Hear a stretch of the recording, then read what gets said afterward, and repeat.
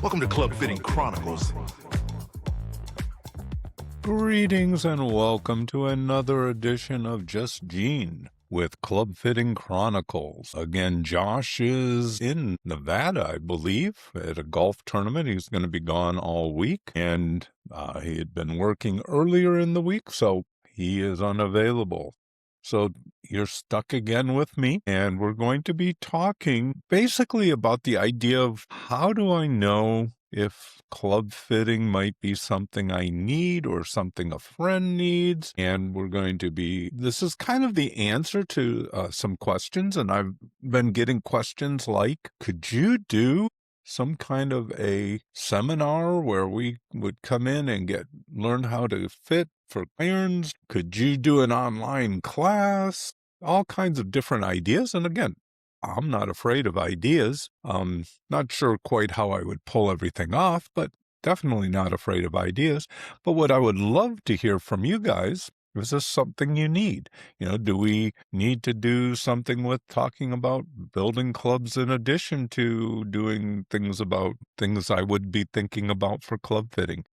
To do something with club fitting, I probably would do it in California. I would see if I could work out something with my former partner at ADS Golf because he has all the facilities. There's no reason to try to create that. It would cost me way too much. And maybe we could do something. But again, if it's not a need for a number, how big of a number, I don't know. But it would need to be a big enough number to make it worthwhile because I would just, anything fees, I would just give to Scott for the use of his facilities because he wouldn't be doing any fittings those days. So sizing up the person, that's the number one thing, okay?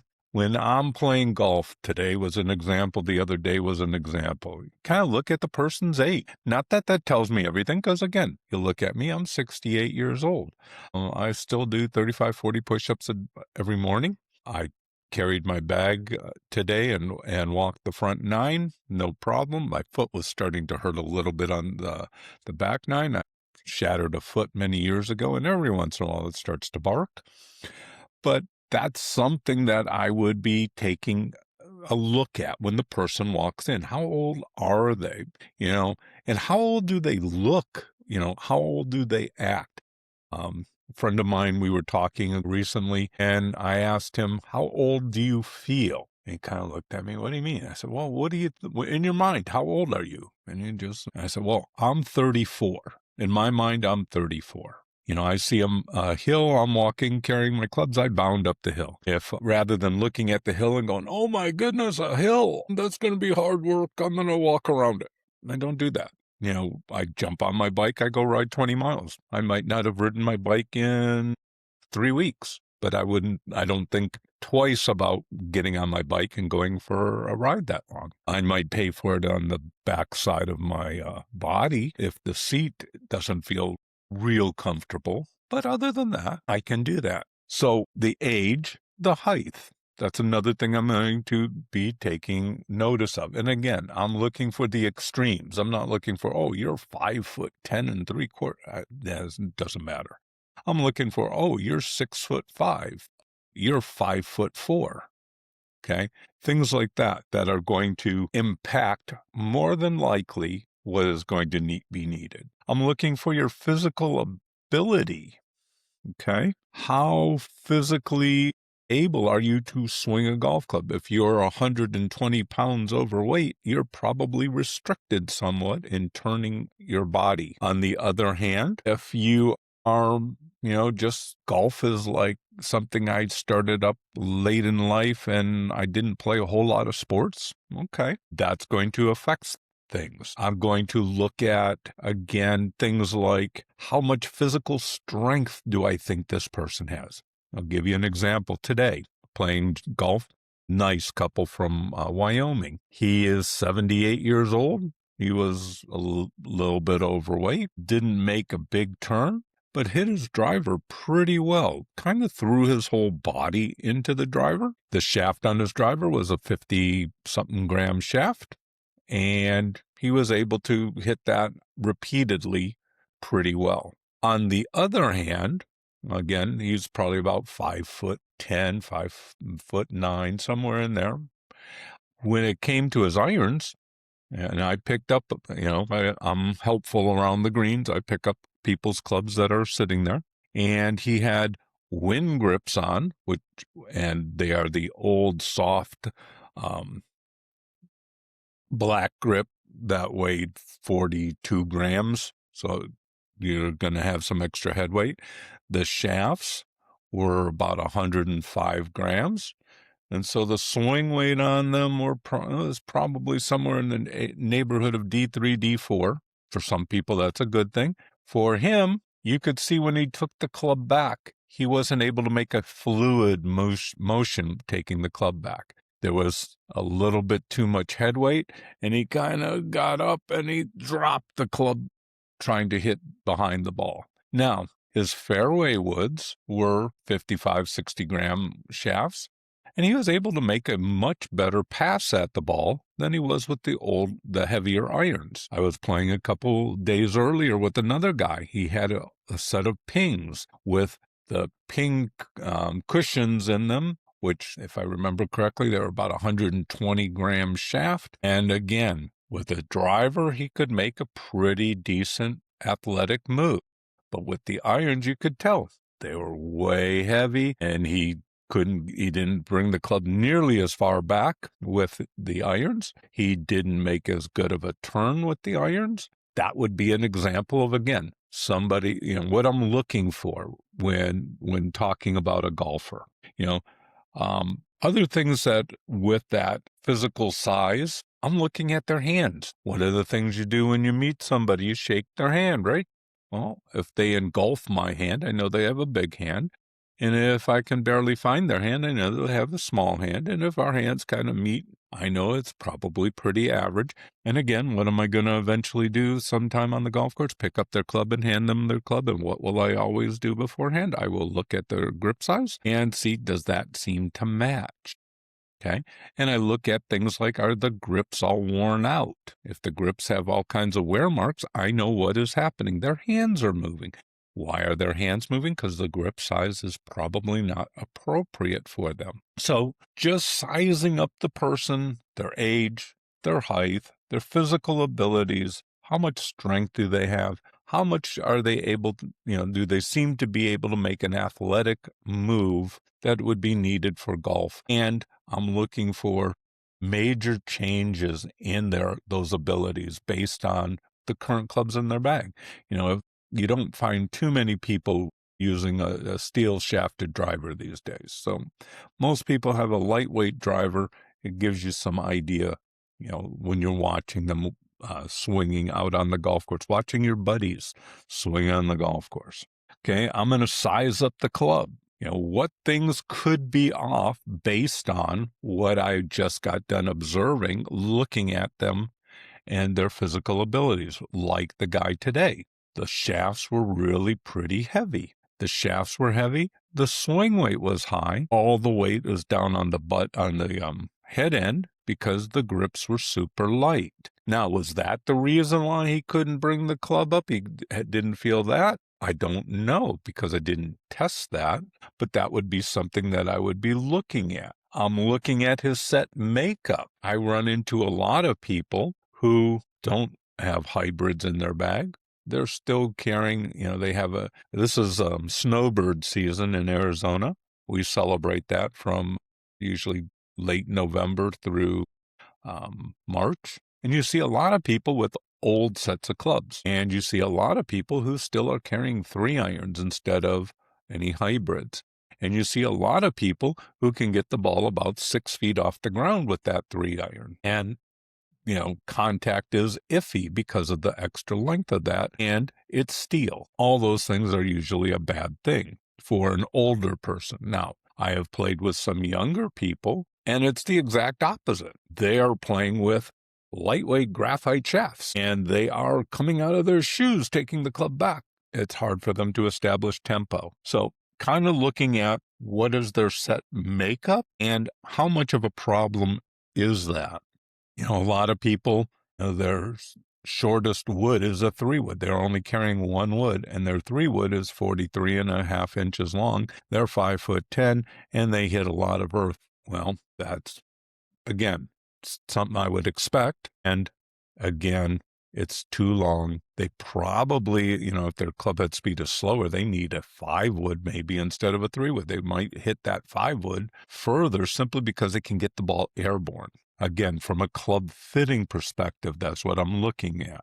I'm looking at the driver length and the face angle. Today I was playing with a guy, had a silver and blue graphite blue shaft, and everything was going right. Now, I didn't grab his driver to look at the flex, but watching his swing and never seeing that club flexing, I'm guessing it was a stiff. It was stiff. If it was a stiff, it was stiffer than what he needed. But he also, when he was setting up, I noticed every time he hit the driver, except for the very last time, the ball was right. Now, was it right in the desert somewhere? No, it's not always. It might be 15, 20 yards right of center. A couple of times it was more than that. A couple of times it was a lot more than that. But looking at his driver setup, I noticed a couple of things. Number one, when he would set the club down, I would get myself, so I was looking face on. I could see that the face was a little bit open. And then he would push his hands forward, which makes the face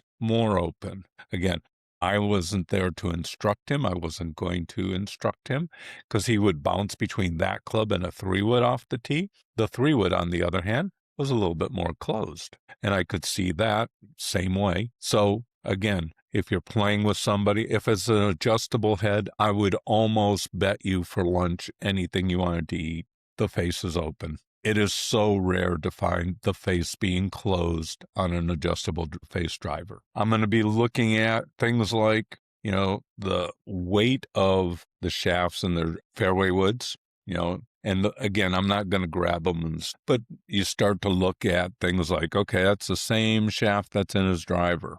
Okay, so I know that the driver shaft generally is going to be somewhere under 60 grams if it's a more modern driver. So I get an idea of what the weight is. With the irons, again, a lot of times I'm picking up the irons. The other day, the gentleman with the old heavy pings, he had a spinner shaft in his wedges. Spinner shaft was like 135 grams. And what did he do? He was really good at topping the ball, and he was really good at laying turf over the top of the ball. Well, again, watching his swing, you could see it was heavy. Okay. But most golfers don't realize it's the club. The club is hurting me. So, you looking even at the putter, I was looking at the gentleman that I was playing with today. His putter he had a big mallet looking head, and it was probably, it looked like it was just stock, but it was stock 35.5, 36 inches long, but it didn't have an overlength counterbalance grip on it. And I was watching him struggling at times to get lined up where he was actually able to see the line because he could get his eyes close enough to the line. Most of the time, most people, you see them, they're back off the line. Their eyes are maybe 6, 8, 10 inches inside the line. That makes it really challenging for people to putt. The other thing I look for, does the putter come, does the putter come back or does the putter go as it's coming back? If it's kind of making a balking move, it's not a smooth move back. 99 times out of 100, the moment of inertia is too high. They are unable to get it started, which kind of goes back to the gentleman with the heavier irons today. Same idea. He was not able to get the club moving back smoothly. It was kind of in a balking movement. Understanding, that's probably an indicator that the weight is a little bit too great. I'm going to ask a lot of questions. Where do you play? Because the kind of courses you play also may dictate. You might not play a course like the course we're on right now. You might always play par threes. That's interesting, but that's a choice. But I want to get an idea. What is your average score? Am I seeing you on your best day? Am I seeing you on your worst day? Again, at the golf course. I'm asking these same kind of questions and I'm doing these same observations in the shop but since I don't have a shop anymore, I just have my garage that I work out of. I'm forever analyzing everybody. That's just, my wife, when I would come home from golf, she would ask this question. did you play today or did you work? And by work, it simply meant I was focusing more on what everybody else was doing. I just had some friends out from Illinois and we were playing, and I did that same thing. I pretty much lost my golf swing because I was so focused on keeping them moving, but also looking at what they were doing and offering tips and offering suggestions. And when you start doing a lot of that, you kind of forget about your own game. So I'm going to ask about how many 3-putts do you have? It's interesting. A lot of times people will tell me, I am a very good putter. And I'll ask, well, how many average putts do you have around? Do you keep track? And some people will say yes. I remember one person saying, yes, I usually average about 40 putts around. And you consider yourself a good putter at 40 putts around? Yes, I am a good putter. We have a difference of opinion about 40 putts being good. But a lot of times I'll ask, a lot of them don't keep track. So I'll ask them, do you 3-putt? How often do you 3-putt?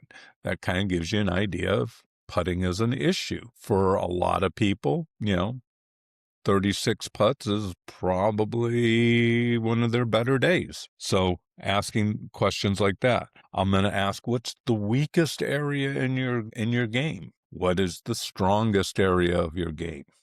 Okay. And if you told me, I kill my hybrids, what's the first thing I want to look at? Your hybrids. What is it about your hybrids that is allowing you to do what you are doing so well? And same thing with the weakest area. What am I going to want to see? Those clubs. Why? Because those clubs are causing something to happen. Most people, and again, it could be any club. I'll get people say, I can't hit my 8-iron. Well, that's odd. How many people they don't mention their 7-iron, they don't mention a 9-iron, they just mention their 8-iron. Well, especially years ago, and if it's an older set of irons, could be the vibration plane of the shaft is just in a terrible position, and it's causing them a miss. It's a shaft-induced miss.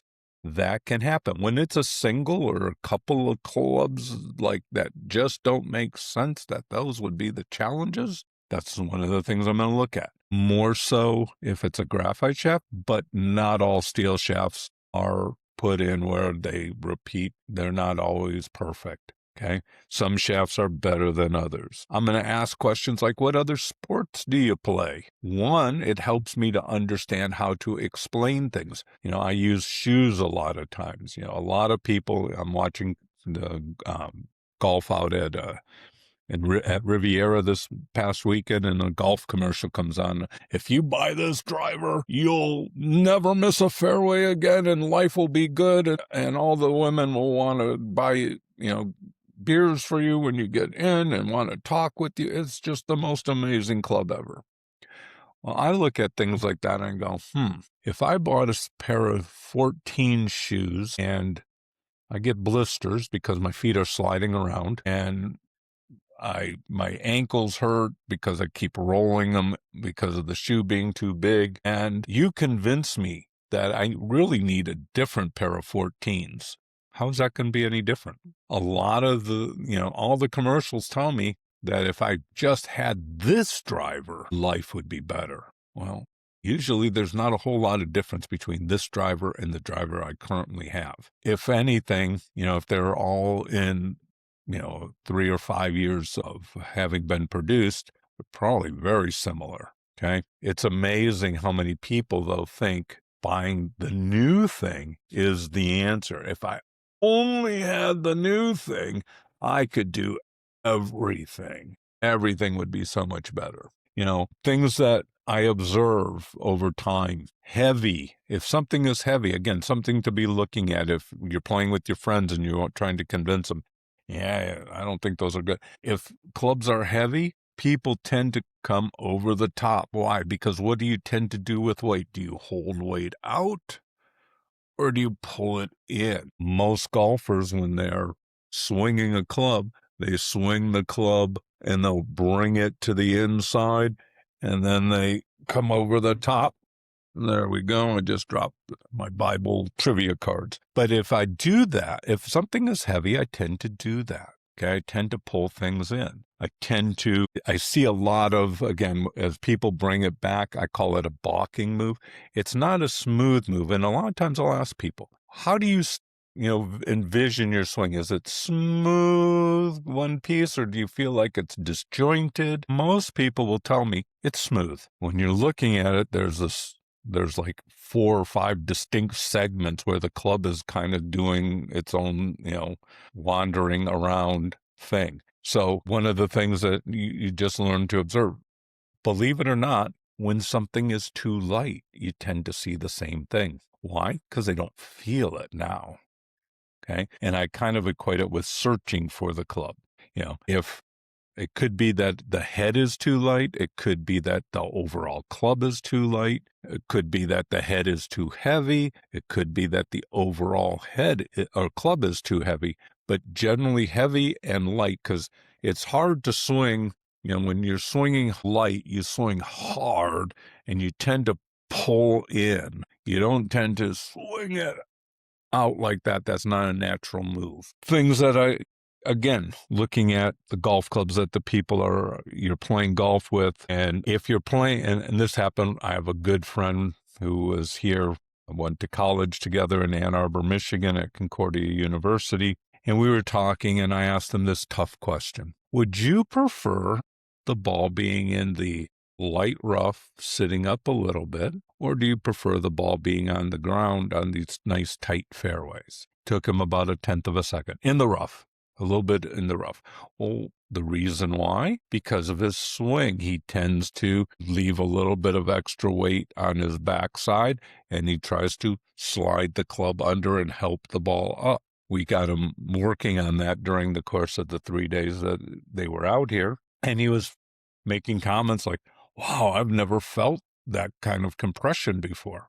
Well, again, if you're playing with people and they're always trying to get the ball teed up a little bit, one reason can be their lofts have gotten so strong that they can't get the ball to fly in the air. So what I'll see people do is leave some weight on their back foot and flip their hands trying to get the ball airborne, to get it up in the air higher. So sometimes having just clubs with too little loft. And again, what's too little loft? It depends on the person's club head speed.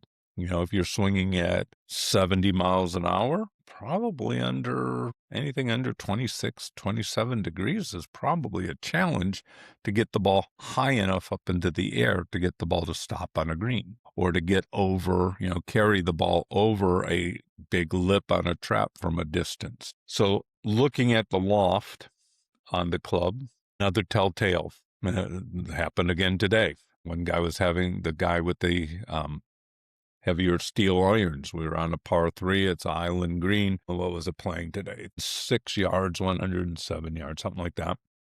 And he teed the ball up about this high. Well, when he set the club down, the ball was only about that far from the top of the face. Why does he do that? Well, because he's a low ball hitter and he tried to lift the ball up, and he got the ball up in the air. He got it up on the green. But the point is, how often do you tee a ball up like this with a pitching wedge or a 9-iron? I would think very rarely, unless the lofts are wrong. And again, today's lofts, 9-irons are 40 degrees.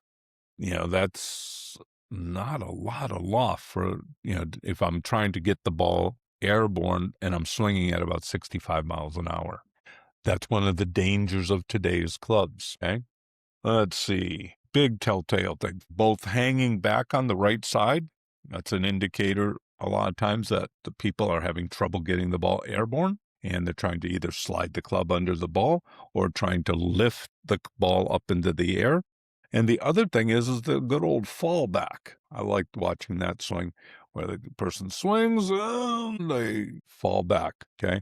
And a lot of times the feet are moving before the club is through the hitting zone as they're trying to help the ball get up in the air.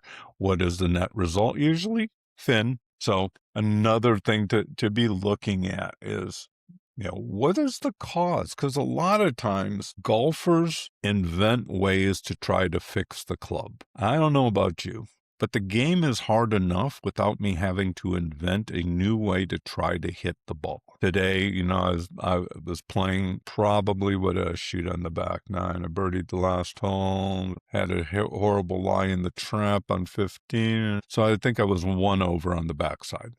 Okay. I putted terribly on the first 3 holes because I was just dropped some balls to hit some practice putts. I brought a different putter to play with today. And as I dropped the balls, the guy goes, "Oh, by the way, you're on the tee." And the tee is about 60 yards away. And I'm walking. And I started walking and then realized I left my golf balls on the putting green, hadn't hit a ball yet.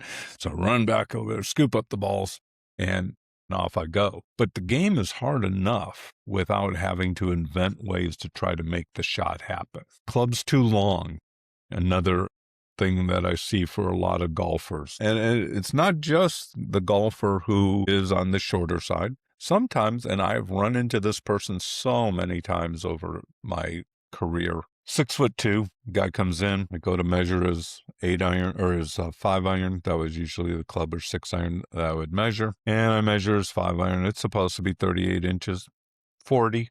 What? You have a 40-inch 5-iron? You're 6'2"? Yeah, well, I'm tall, because I'm taller than most people. I decided I needed it longer, I worked with some San Diego Charger offensive linemen, 6'7". We made their clubs about 1.5 inches longer. They have big paws. And one guy came in, his clubs were 1.5 inches long, which was good. Had a jumbo 85-gram grip on it. And the swing weight was like B6. So could barely tell that it was more than a stick. And started putting lead tape everywhere on the head, trying to bring the swing weight up. And it was remarkable. But the guy with the 40-inch 5-iron, the 39.5-inch 6-iron, he could hit about 1 out of 8 balls, but we brought him down to a standard length 5-iron. No problem. Why do you need them 2 inches long? If anything, maybe you need the wedges longer, and we ended up making the wedges longer. But a lot of people think because I'm 6 foot tall, I need them longer. No, because I'm 6'1", I need them longer. Usually not. You got T-Rex arms. Okay, maybe you need them a little longer. But that's like 1 out of every 10,000 people. Okay, not going to happen too often. So a lot of times with longer clubs, you have to invent a new way to hit the ball. You can't bring the club up and come down and make a divot because you aren't standing on a box to be able to get that club through the ground area without striking the ground early. So what did most people with really long clubs learn to do? Swing this way, swing around themselves. Well, when you're swinging around yourself and you're trying to hit it hard, where's that club going to go? Is it going down? No, usually it's coming up. And usually that means you get a lot of thin shots, you get a lot of low shots. And again, let's see that. I saw that this past week, looking at some of the clubs that some of the people were playing. Clubs were probably 1/2 inch long, but they were so flat with their swing because every once in a while they'd go a little bit more upright, and what would they do? They would take a huge divot. And where was the divot? About 1/2 inch behind the ball, inch behind the ball. See that on the range all the time when course I'm at. They let you hit off the grass on Fridays, Saturdays, and Sundays, and I'll see that all the time. How can you tell if the clubs are too long? Because after you've seen enough clubs, you just know. You look at them sitting on the little rack. Short irons tend to go more left due to the lie angle. Okay, because most people don't, when they make the clubs longer, they're not adjusting the lie angle. So when the club, instead of the club being flat to the ground like this, the club is now like this. Well, the more loft on the face, the more lie angle matters. Very seldom does, for most human beings, the lie angle on a 5-iron or 4-iron, minimal effect. The lie angle on a wedge or 9-iron or gap wedge, huge effect. You make the thing even longer and toe gets up more. The face is pointing more left, and you tend to see a lot of left shots, left chips. If that's an issue for you, around the greens, the ball's above your feet, and you're wondering why does it always go left when you're chipping, it's probably because of the lie angle. You need to shorten up the club a little bit. With the driver, you see a lot of blocks when the club is long because it's hard to get that thing through. And again, what's long? For most people, 45 is long. Again, over the course of a year, if I made 5 drivers between reshafting and building brand new, if I made 5 drivers out of 345 inches, it would have been a noteworthy year. Usually 44.5 would be like the max. Again, unless the person was exceptionally tall, okay, might take it out to 45. But you don't need it 46 or 47. Definitely don't need that anymore because it's illegal when you get them out to 47. And depending on how the club is measured at 46.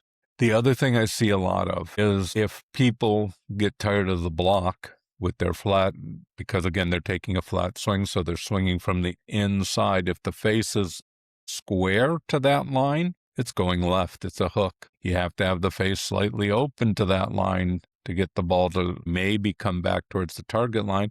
But most of the time, it's not just slightly open, it's way open. And so it's either a push, fade, or again, sometimes you'll see a smother hook. The guy today, it was a push fade. Let's see, what else? A lot of times and I don't know the reason, but I think it's more of a trying to figure out how to get the ball airborne. I'll see a lot of people when their clubs are long, they set up with their weight on their back foot. And I think it's an effort to try to help get the ball up in the air because the angle is so flat and they're trying to figure out a way of getting the ball up. They'll tend to move the ball back a little bit in their stance as a result because they keep hitting everything fat. And again, what does that promote? It promotes one of two things. It's a push, or your hands say, wait a minute, we're not going right. And they flip and they're going dead left. So you see a lot of that. The other thing I'll see a lot of times is rather than the golfer holding their arms, and you want your arms just to be, see if I can do this without killing myself. So you just want your arms to hang. Okay, my arms are just naturally hanging here. But a lot of times what you'll see is this, and their shoulders come up and their hands come up. Why? Because the club looks like it's sitting like this on the ground, and they think it needs to be totally flat. So they lift their hands up. Or a lot of times with the irons, the lie angle looks wrong to them, and the club is a little bit long, so they'll lift their hands to try to make up for that. Well, you can't swing like that. And the minute you take the club away, you lose that angle, but they still try to do that. And I'm not quite sure what the reason is, but I do see that a lot. So today was more trying to get you some ideas about what are some of the indicators that maybe what you have isn't working and why isn't it working. Again, if the idea of some kind of a class or, I would love it if you just hammered me with questions. I got a number of questions this week. Most of them are very specific to a specific golfer. But if you have questions that you would love for me to explain more of, I'd be happy to do that. If you think it would be a great thing to have some kind of a clinic where you can learn about club fitting. Again, I would think it would be done in Vista, California, only because Scott has all the equipment. And I would have to make arrangements with him, try to figure out a way to do that, if that would work. And I would, I'm not going to take any money. Well, there'll be a charge, but it would all go to ADS Golf because we're using their facilities. But anyway, I hope and pray that this information is useful to you. If you have questions, again, the email address, clubfittingchronicles@gmail.com. You can ask questions on, I'm not as good at finding those sometimes, and it's not that I'm trying to dish you, but every once in a while I find a question, I go, oh my goodness, I never saw that question. because it doesn't pop up all the time in my email. A lot of times stuff that comes through YouTube will populate my email, but sometimes it just, for whatever reason, doesn't. And I am not the computer brains of understanding how this thing all works. I just manage to keep my head above water with it. But if there's things that you have questions about, I'd be happy to help. If you're thinking it would be wonderful to get together and have, learn about how to build clubs and do kind of a workshop on how to do that, we could do that. You got to let me know. Okay. Again, I've had a couple people ask that question, but again, I need more confirmation if that's something that we're going to do. The online school, that's interesting to me, but I have no idea how I would get that done because I don't have anybody who's regularly able to film, and I don't have all the equipment that I would want to show. So God bless. Hope you have a great February, and I am sorry if you didn't play golf today because it wasn't 83 degrees. I had to send an email to a good friend. I regret to inform you that the difference between your feel like low and my feel like high has exceeded 80 degrees today. Have a wonderful day. Those of you on the East Coast, remember, bend your knees when you're lifting all that snow, and God bless. Love you, Sammy and Emma, and talk to you soon. Thanks for listening. If you have any questions or comments, don't hesitate to email us. In order for us to continue equipping you with great knowledge and content, consider blessing our show financially by checking out the links in the description below. See you next time on Club Fitting Chronicles.